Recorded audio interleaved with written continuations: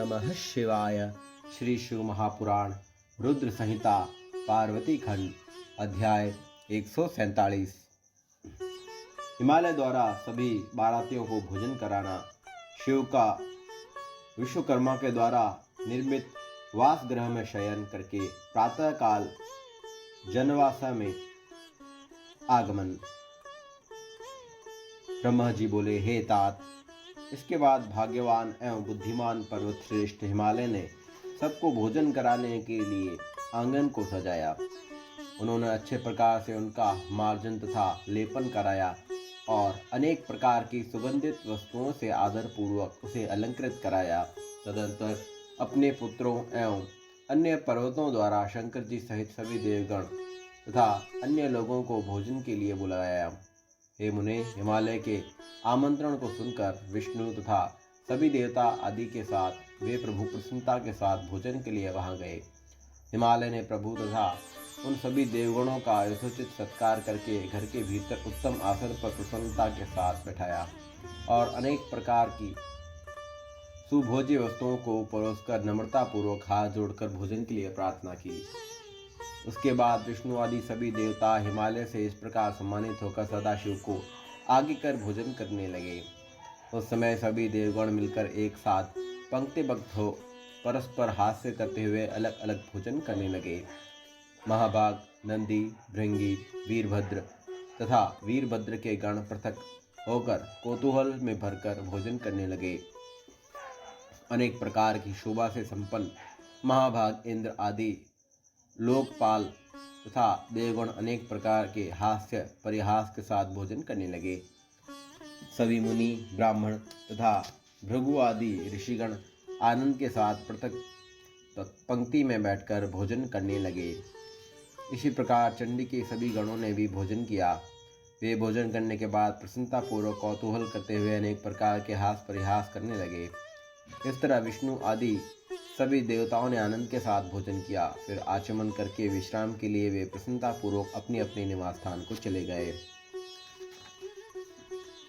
इधर मैना की आज्ञा से सभी पतिव्रता स्त्रियां भक्तिपूर्वक शिवजी से प्रार्थना कर वास नामक परमानंददायक निवास गृह में ले गई।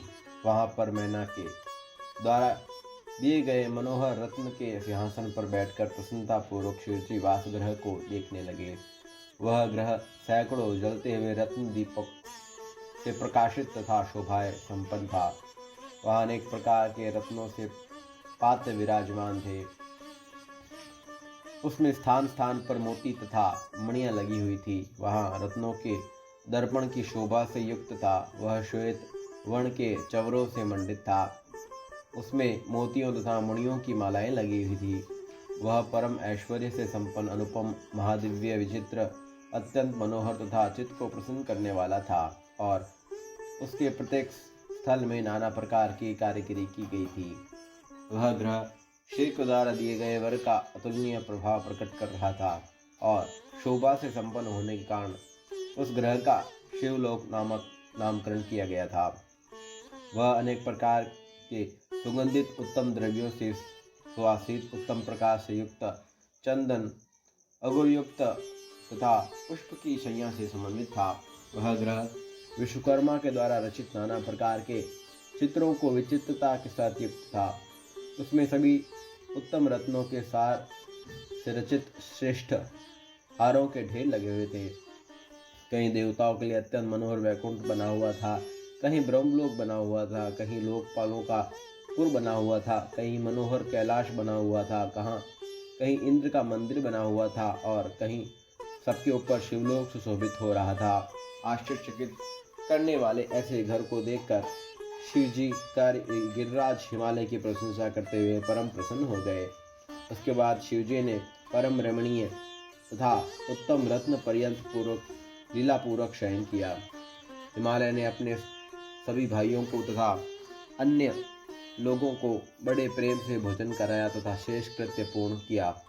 इस प्रकार हिमालय को सब कार्य पूर्ण करते हुए एवं ऐश्वर्य संपन्न महादेव शिव जी शयन करते हुए सारी रात बीत गई और प्रातःकाल उपस्थित हो गया।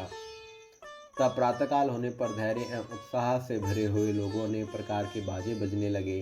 विष्णु आदि सभी देवगण उठ खड़े हुए और अनेक इष्ट देव शंकर का स्मरण कर प्रसन्नता के साथ शीघ्रता से सज्जित होकर तैयार हो गए। अपने अपने वाहनों को सजाकर कैलाश जाने के लिए उत्सुक उन लोगों ने शिव जी के समीप धर्म को भेजा। तत्पश्चात नारायण की आज्ञा से निवास गृह में आकर योगी धर्म योगेश्वर शंकर से समयोचित वचन कहने लगे। धर्म बोले, हे भव, उठिए उठिए, आपका कल्याण हो। हे ब्रह्मधाद, जनवासे में चलिए और वहाँ उन सभी को कृतार्थ कीजिए। ब्रह्मा जी बोले, हे नारद, धर्मराज के इस वचन को सुनकर शिव जी हंसे। उन्होंने कृपा दृष्टि से धर्म की ओर देखा और शैया का परित्याग किया। वे हंसते हुए धर्म से कहने लगे, तुम आगे चलो, मैं भी वहीं शीघ्र ही आऊँगा, इसमें संदेह नहीं है। ब्रह्मा जी बोले, शंकर जी के द्वारा इस प्रकार कहे जाने पर धर्मराज जनवासे में गए और बाद में से प्रभु शंकर जी भी वहाँ जाने का विचार करने लगे। इसे जानकर स्त्रियां आनंद से भरकर वहां पहुंच गई और शिव जी के दोनों चरणों को देखती हुई मंगल गान करने लगी। इसके बाद शिव जी लोकाचार प्रदर्शित करते हुए प्रातःकृत्य करके मैना एवं पर्वतराज से आज्ञा लेकर जनवासे में गए। हे मुने, उस समय महोत्सव होने लगा, वेद ध्वनि होने लगी और लोग चारों प्रकार के बाजे बजाने लगे। शिवजी ने अपने स्थान पर आकर मुनियों को, मुझे तथा विष्णु को प्रणाम किया तथा देवता आनंदित आदि के साथ लोकाचार आचारवश उनकी वंदना की। उस समय चारों ओर जय शब्द, नमः शब्द और मंगलदायक वेद ध्वनि होने लगी। इस प्रकार वहाँ महान कौतूहल व्याप्त हो गया। ओम नमः शिवाय। रुद्र संहिता पार्वती खंड अध्याय 147 संपूर्ण हुआ।